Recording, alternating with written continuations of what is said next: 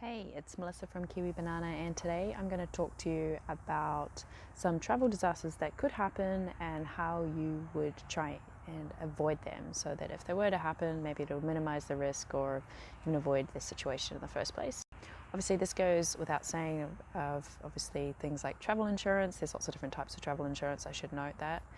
And also doing your own research about the safety of the areas that you may be going to, and also doing your own research around visas and about obviously your eligibility to be in certain places depending upon your passport, etc., etc. So I guess I'm sharing this content because I've done some traveling myself, and probably the longest stint that I did was probably about 6 months of non-stop travel.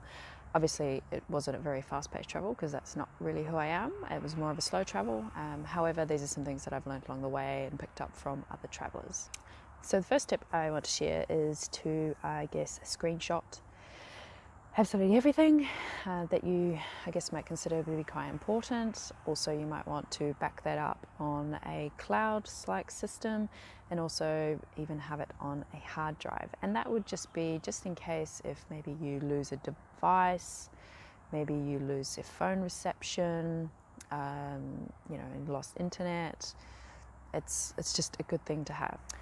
I guess the next thing I want to share is always allow a lot of time before you have to catch some sort of transport.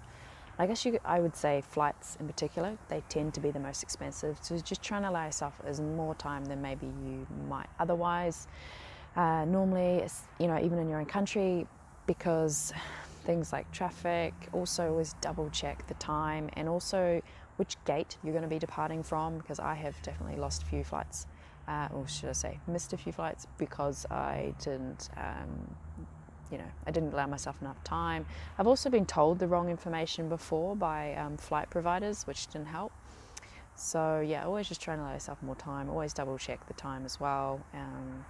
It's just always going to save you some money. Otherwise, you're going to have to kind of look at obviously booking another one. And then obviously, once again, it's going to depend on your insurance cover as to how much that kind of mistake would cost you. And the next tip is more, in relation to your finances. So you probably want to be looking at having more than one type of access to funds, and also having that potentially in different places. So having maybe a mixture of cards and cash. If you're into credit, maybe you could have some debit cards and some credit cards, and not having them all in the one place. Having them maybe some in your carry-on, maybe some on yourself as a person, on your person, I guess you could say, or in your bigger baggage, depending on obviously how minimalist you are when you travel. Yeah, so that's just obviously, of course, if you lose something, then you've still got some kind of access to that. And obviously, if you can have more than one kind of identification with you as well, that is going to help. Now, the next tip I want to share is that you should always try and, carry a backpack with you when you are traveling, especially on some kind of transport. If you're not too much of a minimalist, you may be able to have obviously your bigger luggage bag in a separate area and have a smaller backpack with you. And obviously in your smaller backpack, always carry things like some sort of access to funds, some sort of identification. If you wear underwear and you wear socks, it probably pays to pack maybe an extra pair of those as well.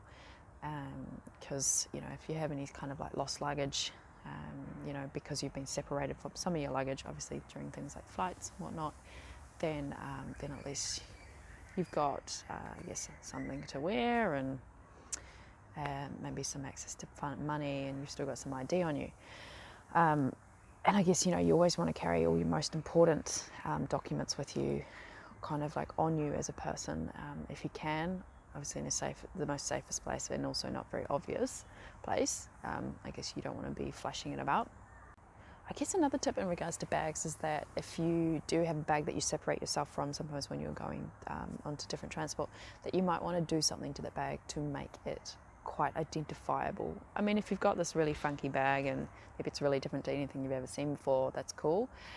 But otherwise, you might want to be putting something like some sort of identification card on it, or even just tying something on it that will help kind of differentiate it from others, just in case of another person in the public picks it up thinking it's theirs. That will just kind of minimise those kind of mistakes. I guess the last tip is in regards to identification. Obviously, try and have an electronic copy and also a physical, like maybe a paper copy of your identification, and having that in places that you can access in different ways. So you might have it in different places on you as a person, or on your bag, should I say, or maybe it's backed up on some devices, just in case if identification gets lost and you have to replace it. That will help. Or maybe you don't want to be actually carrying the physical thing with you when you need to show maybe some sort of check-in or something of where you're going. So yeah, that's my 5 tips in regards to potential travel disasters, that and how you can kind of avoid that.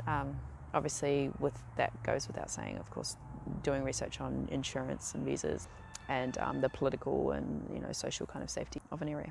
Leave your own recommendations, if you wish, in the comment section down below.